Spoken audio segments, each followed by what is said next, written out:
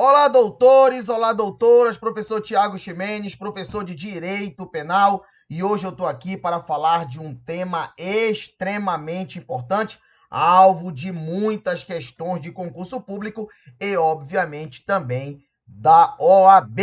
Professor, que tema é esse tão importante que o senhor vai tratar hoje? Inclusive, pessoal, usando uma ferramenta nova, algo mais sofisticado, para que vocês não fiquem tendo que parar o vídeo para ver o que o professor falou e anota e volta e vê que falou e fica uma bagunça. Não. Agora vai estar anotado aí na tua telinha, vai dar tempo então de vocês anotarem com tranquilidade.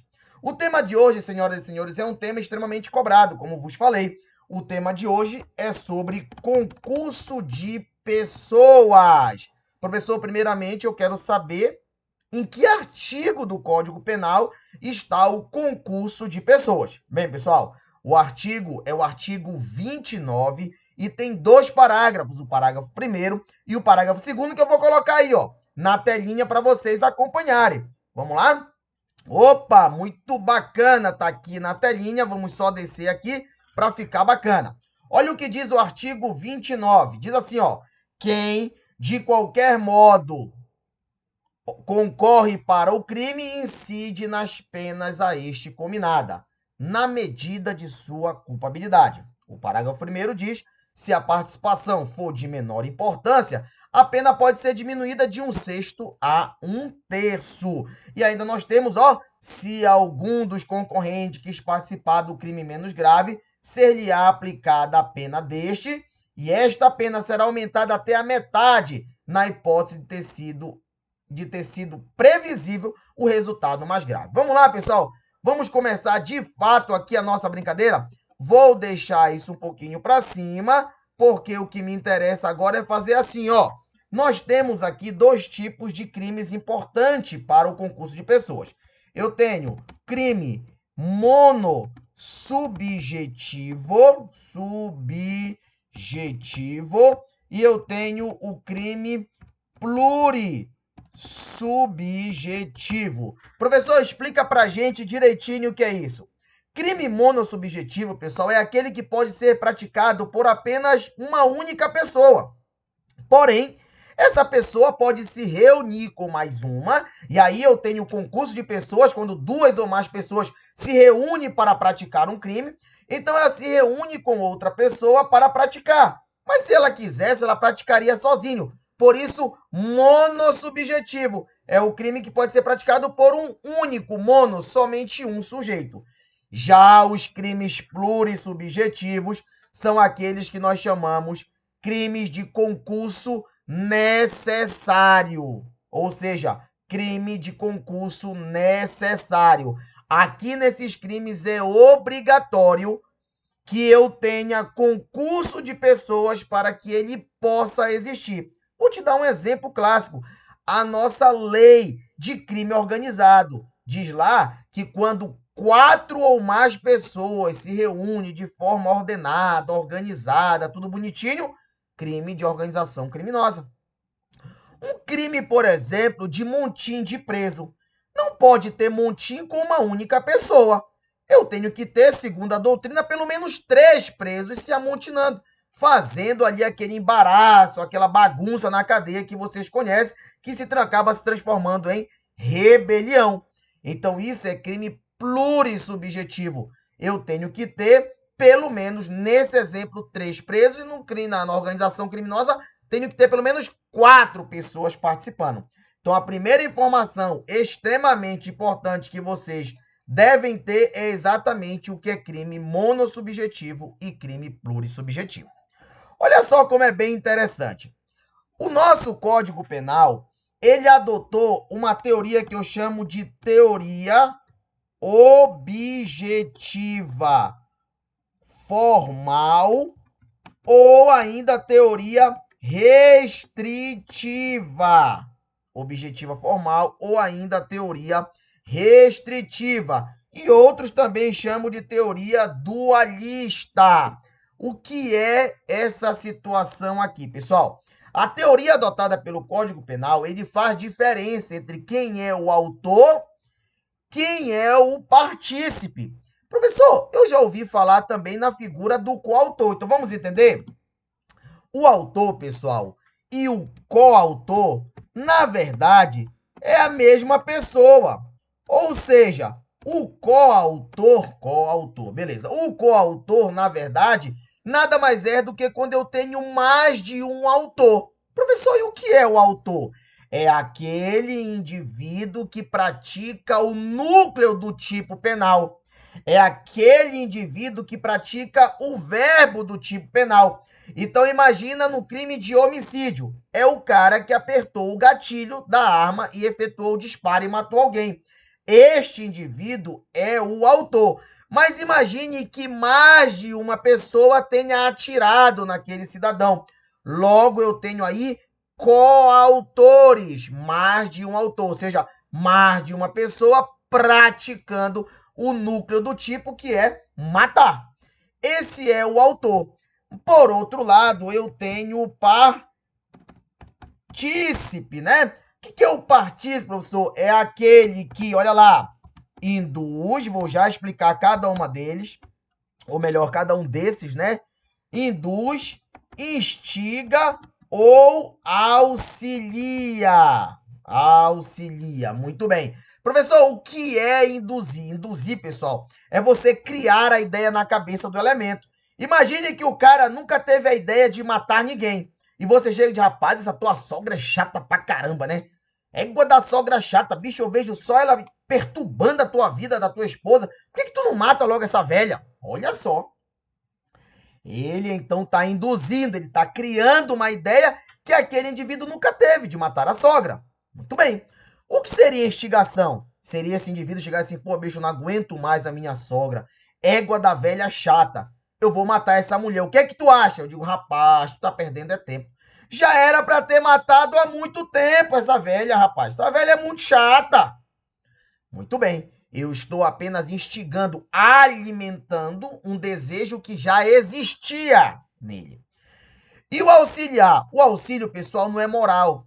Assim como induzimento e instigação são atos morais, o auxílio ele é material. Meu amigo, eu queria matar minha sogra, mas eu não sei como. Não se preocupe, meu amigo. Eu tenho uma arma aqui que não falha. Eu tenho aqui uma bazuca. Égua. É para não sobrar nada da senhora lá, da velhinha chata. Muito bem. Senhoras e senhores, neste caso, eu estou auxiliando, é um auxílio material, emprestando a arma. Muito bem.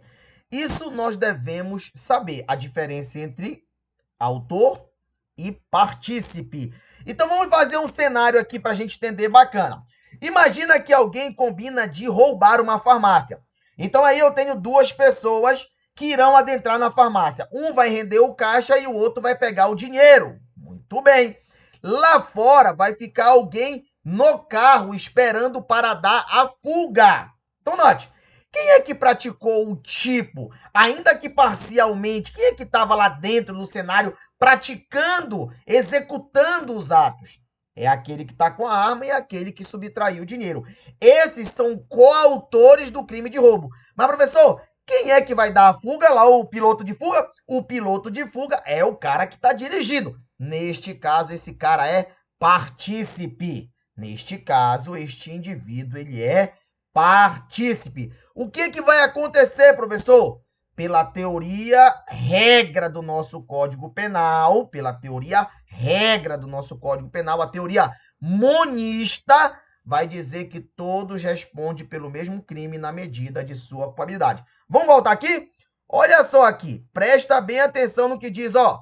Quem de qualquer modo concorrer para o crime, ó, concorrer, incide nas penas a este combinada. Então, todo mundo, tanto os dois que adentraram quanto o motorista, vão ser, né, ali condenados. Já estou condenando os caras, né? Mas vamos lá. Sejam condenados, se forem condenados, todos serão condenados pelo crime de roubo. Todos serão condenados pelo crime de roubo, ok? Na medida de sua culpabilidade, quer dizer que o juiz poderá aplicar uma pena maior para um, menor para outro, a depender da execução, a depender ali da participação, da conduta, melhor dizendo, da execução de cada um que cada um praticou, ok?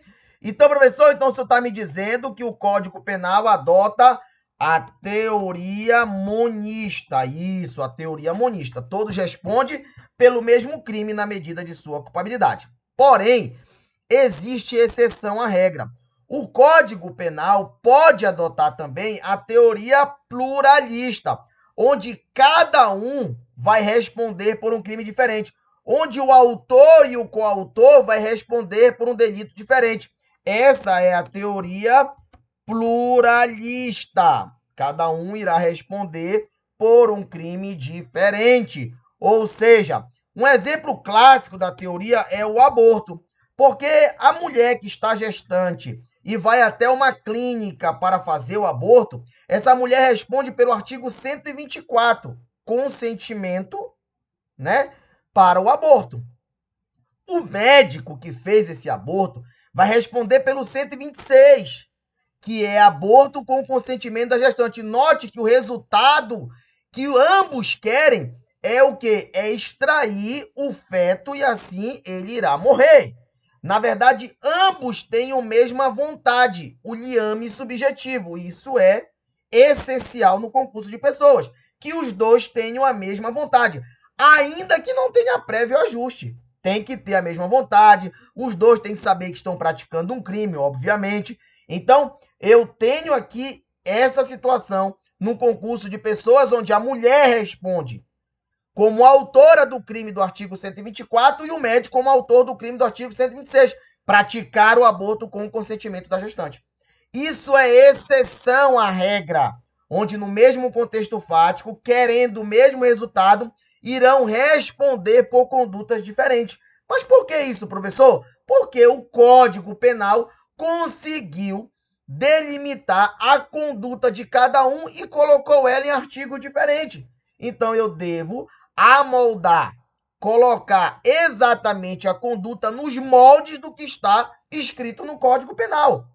Então, o Código Penal, pessoal, eu costumo dizer para meus alunos que é o seguinte: é como se ele fosse aquele brinquedo que as crianças têm, onde tem um quadrado, um triângulo, um retângulo, já viram aquilo? E a criança tem que pegar a peça e colocar. O triângulo não entra num círculo, o quadrado não entra num retângulo. Ou seja, ele tem que colocar exatamente a peça no local certo para cair dentro da casinha. Imagine que essa peça é a tua conduta e que o local onde se amolda é o Código Penal, são os artigos do Código Penal. Então, formalmente falando, tem que ter a mesma forma, tem que se encaixar. Neste caso, cada conduta aqui, no exemplo do aborto, se amolda em um tipo diferente, por isso isso aqui é uma exceção no caso da teoria, né, pluralista. Muito bem. Professor, eu já entendi o que é autor, o que é coautor, o que é partícipe e já entendi aqui as teorias. Mas aí eu tenho que te dizer o seguinte: continuando o concurso de pessoas, eu volto aqui nossa brincadeira e olha o que ele fala, ó. Se a participação for de menor importância, a pena pode ser diminuída de 1/6 a 1/3. Pode ser diminuída. Pode o juiz entender que a participação não foi de pequena importância, não. Aquele partícipe era o cara lá que estava dando a fuga, lembra? O motorista. Foi muito importante, porque se não fosse ele, a polícia pegaria fácil, a população poderia pegar, então não foi de pequena importância. Então ele vai responder com as mesmas penas daquele que colocou a arma lá no caixa. Então, pode ser que o juiz não diminua absolutamente nada, porque ele vai levar em consideração o que é de menor importância ou não. Será que é de menor importância? Qual foi a importância desse cara? Ah, professor, ele ficou lá na esquina, na outra esquina, com o telefone celular, porque se ele visse qualquer movimentação de polícia, ele poderia ligar. Não teve movimentação de nada, o juiz, assim, pode considerar que realmente a dele foi de pouca importância, ele não ajudou a fugir, não ajudou a subtrair, mas ele de alguma forma participou, auxiliando de alguma forma. Então, foi de pouca importância, e o juiz vai diminuir de 1/6 a 1/3, mas não é obrigado que ele diminua se ele entender que aquela participação não é de menor importância. Parágrafo 2º, que diz o nosso parágrafo 2º, diz assim, ó: se algum dos concorrentes quis participar do crime menos grave, ser-lhe-á aplicada a pena deste, essa pena será aumentada até a metade na hipótese de ter sido previsível o resultado mais grave. Pessoal, aqui alguns doutrinadores falam que o Código Penal, neste caso do parágrafo 2º, adotou a teoria dualista, aquela que vai dizer que o autor, aquele que pratica o núcleo do tipo, que nós já conhecemos quem é, vai responder por um crime e que o partícipe responderá por outro crime. Em parte, realmente, essa doutrina eu me afilio a ela, ela tem razão. Nessa situação do parágrafo 2º, né, o Rogério Sanches fala isso também, é uma questão dualista, onde o autor responde por um crime e o partícipe por outro. Mas vamos entender como é que funciona? Imagina o seguinte, imagina que 3 pessoas com o mesmo liame subjetivo, ou seja, com a mesma intenção, com a mesma vontade, de praticar um crime, conhecendo o que é crime, tudo bonitinho, eles combinam de furtar uma televisão que está dentro de uma residência. Qual é o combinado? Um vai dirigir o carro, o outro vai ficar do lado de fora para verificar se não vem polícia ou alguém, e o terceiro vai pular o muro, subtrair a televisão, jogar para o que está aqui fora, vão entrar no carro e vão embora. Imagine que a empreitada dá certo. E assim acontece. Eles então param um carro, um pula, o outro fica olhando, passa a televisão, toda aquela onda, vão embora. Perfeito. Lá na frente todos são presos. É descoberto o que aconteceu. O que é que vai acontecer? Todos irão praticar o delito de furto. Todos serão condenados pelo delito de furto, melhor dizendo. Cada um na medida de sua culpabilidade. O juiz vai analisar, mas todos respondem pelo furto. E aí o juiz vai ver se a participação foi de menor importância ou não. Caso ele ache que algum deles teve uma participação de menor importância, vai ser diminuída a pena de 1/6 a 1/3. Caso ele entenda que não teve, todos participaram ali e foram essenciais para o crime acontecer, sem problema nenhum, todos respondem ali com a mesma pena. Beleza. Aí, esse é o primeiro exemplo da teoria monista. Mas olha só como vai acontecer essa teoria que nós adotamos como dualista no parágrafo 2º. Imagina o seguinte, combinam-se a mesma coisa, subtrair uma televisão, crime de furto. Porém, no momento que aquele indivíduo que pula o muro vai pegar a televisão, ele vê que tem alguém naquela casa. E esse alguém, uma empregada doméstica, por exemplo, percebe que tem um ladrão, pega lá, né, e começa a gritar ladrão, ladrão, ladrão. Ele então pega uma faca que está sobre a mesa, fura, esfaqueia essa empregada, ceifando a vida dela, matando esta empregada e fugindo com o televisor. Tranquilo. Fugiram, tudo bonitinho. Foram presos, foi descoberta a empreitada. O que vai acontecer? O que o Código Penal fala? Note que os 2 que ficaram lá fora não queriam roubar ninguém, é tanto que ninguém estava armado. O combinado foi furtar, a vontade era furtar, mas o que entrou acabou fazendo besteira. Então, esse que entrou vai responder pelo delito de latrocínio, roubo qualificado pela morte, e os 2 que estavam lá fora respondem apenas pelo furto, que é o que eles queriam. Então, nesta situação aí, é que muitas vezes se entende que é a teoria dualista, onde o autor, que é aquele cara que de fato foi lá subtrair, responde por um crime, e os partícipes, aqueles que estavam ali do lado de fora, não praticaram o núcleo do tipo, responde por um outro crime. Beleza. Mas, professor, ele fala aqui que pode aumentar a pena da metade, se era previsível. Note o seguinte, imagina que dentro do carro, eles vinham conversando e eles combinaram um furto. Só que esse indivíduo que estava responsável por pular o muro e pegar a televisão, vira e diz assim, olha, eu tenho aqui uma arma, eu não vou usar. Mas se alguém quiser reagir ou tiver alguém na casa que a gente acha que não tem ninguém, mas vai que tenha, eu vou atirar e vou matar. Aí o pessoal, para com isso, é só para furtar, nada de violência. Nesse caso, era previsível o resultado. Nesse caso, ele tinha avisado, ele disse que estava portando uma arma, por exemplo. Neste caso, era previsível que isso podia acontecer, apesar de não ser o combinado. E só aconteceu porque tinha alguém dentro da casa e todos achavam que não tinha, por exemplo.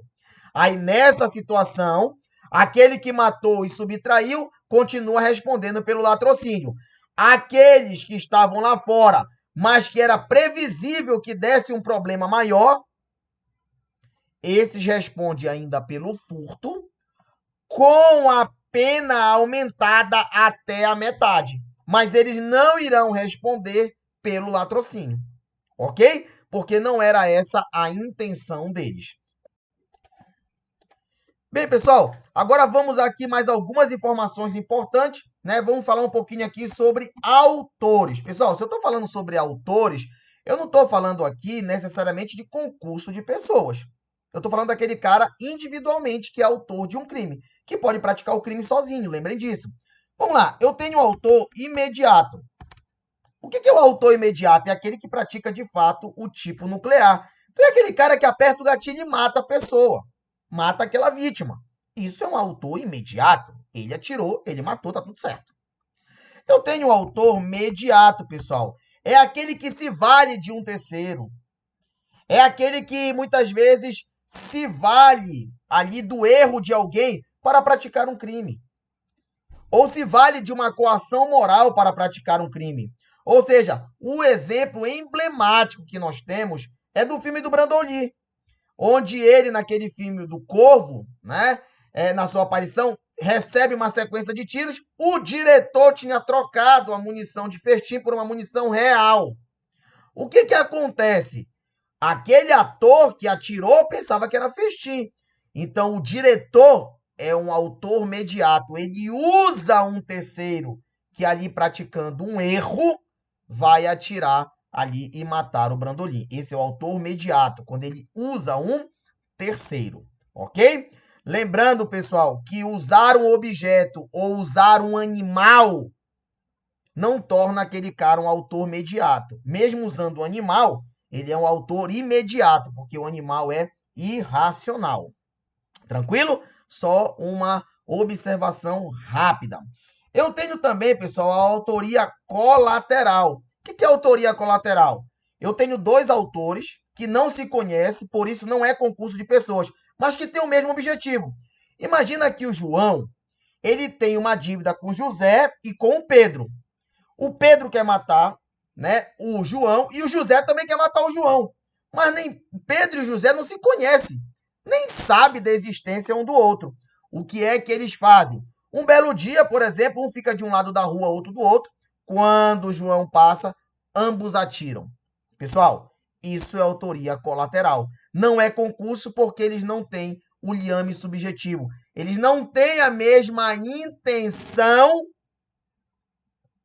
e combinaram essa intenção. Então, eles não se conhecem. Para ser concurso de pessoas, tem que se conhecer. Então, na verdade, apesar de ambos ter a mesma intenção, corrigindo, mas nenhum sabe da existência do outro. E concurso de pessoas, obviamente, é quando duas pessoas se juntam para praticar, duas ou mais pessoas, né? Então, tomem cuidado com isso. Quando esse tiro que saiu da arma de um e de outro não tem como ser identificado, então imagina que lá o João morreu. Mas ninguém sabe quem foi que matou. Ninguém sabe de que tiro matou. Foi um dos dois que matou. Mas quem? Não sei. Não sei. Nesse caso, pessoal, eu tenho o que nós chamamos de autoria incerta. E no caso de autoria incerta, lembre, ambos responderão pela tentativa. Porque eu não posso fazer com que aquele que não matou responda por um crime mais grave. Como eu tenho dúvida, o indúbio pro réu. Lembre que é um dos princípios aí do direito processual penal. Indúbio pro réu. Então, ambos respondem pela tentativa. Mas o João morreu. Morreu, mas eu não consigo definir quem foi que matou. Então, para não prejudicar aquele que não matou, é dado benefício para os dois, ok? Respondem por tentativa.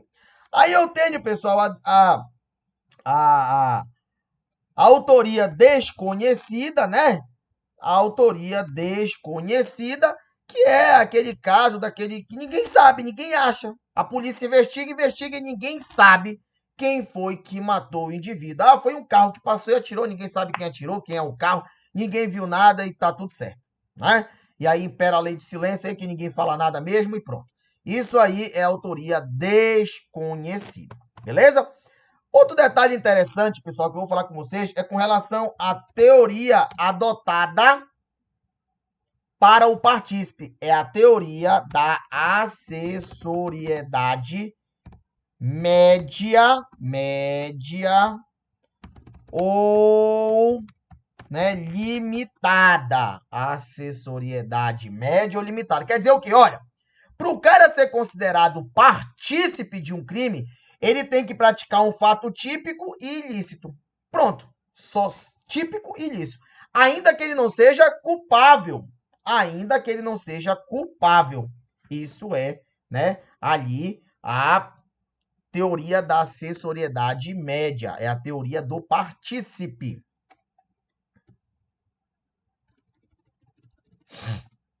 Um, dois, três. Bem, eu também vou falar para vocês um pouquinho sobre a teoria que é adotada pelo Código Penal com relação ao partícipe, pessoal. A teoria é a teoria da acessoriedade média ou limitada. O que essa teoria da acessoriedade média ou limitada diz? Ela diz que o partícipe ele vai responder, melhor dizendo,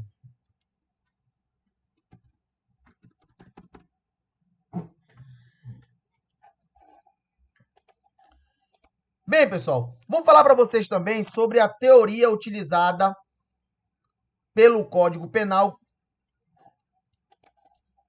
Bem, agora eu vou falar para vocês sobre a teoria utilizada pelo Código Penal com relação ao partícipe. A teoria, anote aí, é a teoria da acessoriedade média ou limitada. O que ela diz? Que o indivíduo vai ser considerado partícipe de um crime se aquele que ele induziu, instigou ou auxiliou, que é essa, as características do partícipe, se aquele que ele induziu, auxiliou ou instigou praticar um fato típico e ilícito, ainda que não seja culpável. Então lembra da teoria tripartite do crime? Que eu divido o crime em três partes: fato típico, ilicitude e culpabilidade. A participação vai ser levada em consideração quando aquele indivíduo induz, auxilia ou instiga alguém a praticar um crime. E esse alguém pratica um fato típico e ilícito, ainda que não seja culpável. Por exemplo, professor, eu instigo um doente mental a matar alguém. O doente mental vai lá e mata essa pessoa. Eu instiguei, eu sou o partícipe, porém, o que é que acontece? Ele pratica um crime, um fato típico, melhor dizendo, ilícito, porém não é culpável. Então, neste caso, eu vou responder sim pelo homicídio, porque apesar de não ser culpável por ser doente mental, ele praticou o fato típico e ilícito. Isso já basta para a teoria da acessoriedade média ou limitada que é adotada pelo nosso Código Penal. Bem, pessoal, espero que tenham entendido, espero que tenha sido esclarecedor um assunto de tanta importância e, claro, daria para aprofundar muito mais, mas esse não é o momento. Vamos ter em outros momentos questões que nós vamos resolver de prova que a gente vai ter que aprofundar um pouquinho mais. Mas para o teu concurso, para o OAB, eu acredito que isso já está de um tamanho excelente. Meu muito obrigado. Não esqueça, se inscreva no canal, acione o sininho, deixe o seu like, faça os comentários e peçam que eu fale sobre determinados assuntos, determinadas jurisprudências, súmulas, que a gente vai comentar de acordo com o nosso entendimento, tomando como base o nosso simples e nobre conhecimento no direito criminal. Meu muito obrigado, fiquem todos com Deus e até a próxima.